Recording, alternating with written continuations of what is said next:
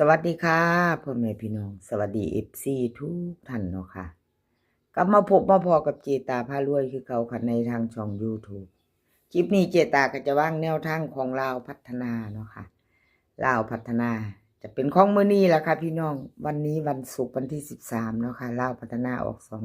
20:30เห็นอยู่นี่จะเป็นประวัติของลุงทรงเนาะค่ะของลุงทรงลาวพัฒนาวันที่11เนาะค่ะลาวออก181 3ตัวบน51ล่างของเพิ่นเข้าไป5ตัวเดียววิ่งหลุดเนาะค่ะก็ถือว่ายังบ่หลุดเด้อค่ะลุงทรง2ตัวมา1ตัวนะคะ2ตัวมา1ตัวให้เบิ่งประวัติเพิ่นอีกงวดนึงเนาะค่ะวันที่6เพิ่นก็เข้าไปวิ่งหลุดทั้ง2ตัวแล้วค่ะเข้าตัวกันเข้า62ของลุงทรงวิ่งหลุด2งวดติดค่ะของลุงทรงก็เดินดีอยู่ถือว่าเดินเนาะค่ะ FC ของลุงทรงใครจะไปต่อกับเพิ่นมื้อนี้มื้อแรงค่ะเป็นมือใหม่วันใหม่แล้วพี่น้องแนวทางใหม่ของลุงทรงใครจะตามต่อกับเพิ่นก็แคปหน้าจอเนาะค่ะแคปหน้าจอไว้ของลุงทรง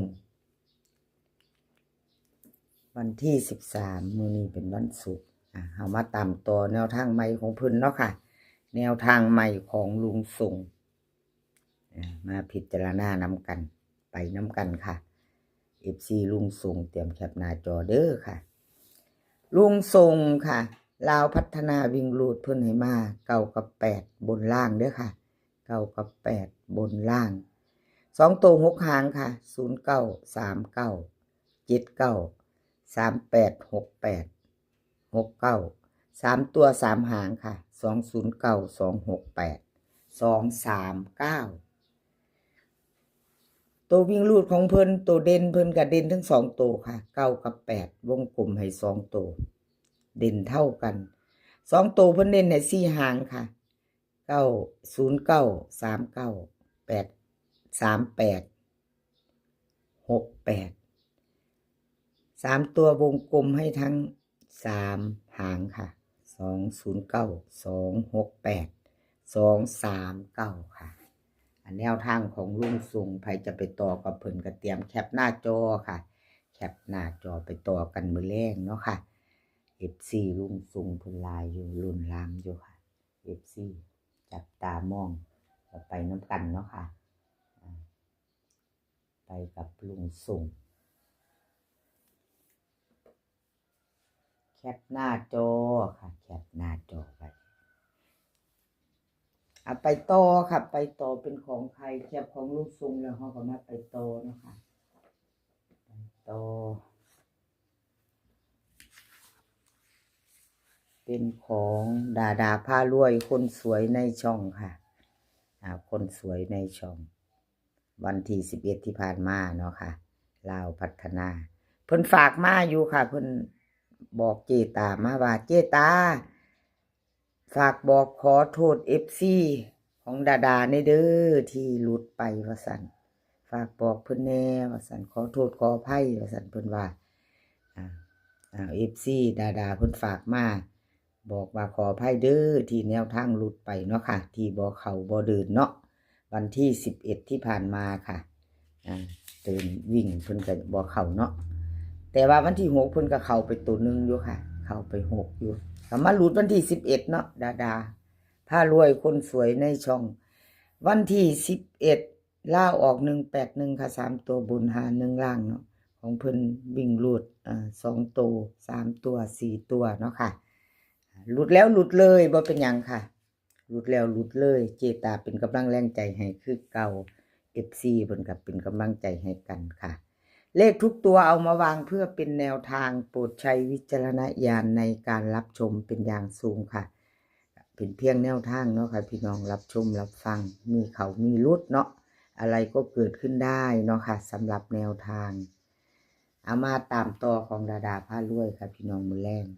ลาวพัฒนาค่ะดาพารวยวิ่งลูดเพิ่นให้มา9กับ0ค่ะ2ตัวเช่นเคยค่ะพี่น้อง90 2หาง2หางกลับให้เรียบร้อยเป็น4หาง9009 5665ค่ะ3ตัว1หาง 590 4ตัว1หางค่ะ5690พิจารณาเบิ่งพี่น้องแคปหน้าจอไว้พี่น้องไว้รุ่นมือแรงเนาะค่ะของดาดาพารวยคนสวยในช่องวิ่งรูดเพิ่งกระเด็นทอกันเด้อค่ะดาดา9กับ0ค่ะ9กับ0เด่นเท่ากันเน้นกับ90กับ56ค่ะ3ตัว4ตัวพิจารณาเอาใครจะตามต่อกับแคปหน้าจอไว้เนาะครับดาดาพารวยคนสวยในช่องนะพี่น้องแคปหน้าจอไว้ลุ้นกันใครจะตามต่อกับพึ่ง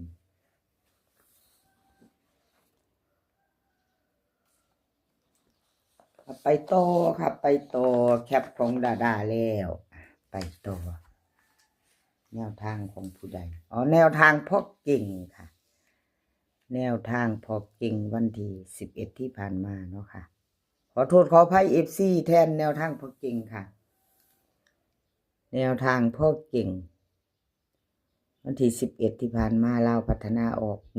1813ตัวบนค่ะ1ล่าง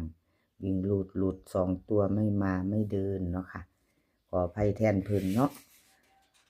วันที่6เข้าไปอยู่2วิ่งหลุดตัวเดียวเนาะค่ะ2บน2ล่างค่ะ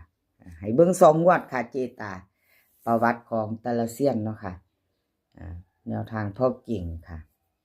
แนวทางใหม่เพิ่นมาแล้วกับขอบคุญขอบคุณแนวทางพ่อเก่งค่ะที่ให้มาว่างทางช่องของเจตาพารวยเนาะกับพร้อมทั้งคลิปนี้ซีเซียนดังเนาะค่ะกับขอบคุญขอบคุณดาดาพารวยคนสวยในช่องเนาะ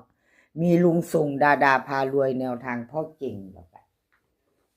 ก็น้อยนำโชคค่ะซีเซียนดังคลิปนี้ไผอยู่ในใจก็เตรียมรับชมรับฟังไปน้ำกันแนวทางพ่อเก่งค่ะลาวพัฒนาวิ่งรูด9กับ0ค่ะ2ตัว4หาง90 91 0504เบิ้ลค่ะ9900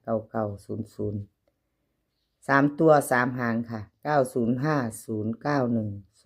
004วิ่งรูดนี่เด่น9กับ0เด่นเท่ากัน2ตัวเพิ่นเน้นค่ะ90กับ05 3ตัวเน้น1หาง905ค่ะแนวทางพ่อเก่งใครจะไปต่อกับเพิ่นกันแคปหน้าจอไว้ครับพี่น้องแคปหน้าจอใครจะไปต่อกับแนวทางพ่อเก่งเนาะ14แนวทางพ่อเก่งไปลุ้นกันมือแรงครับพี่น้องเป็นมือใหม่แล้วเป็นวันศุกร์เนาะค่ะไปต่อค่ะไปต่อน้อยนำโชคค่ะน้อยนำโชค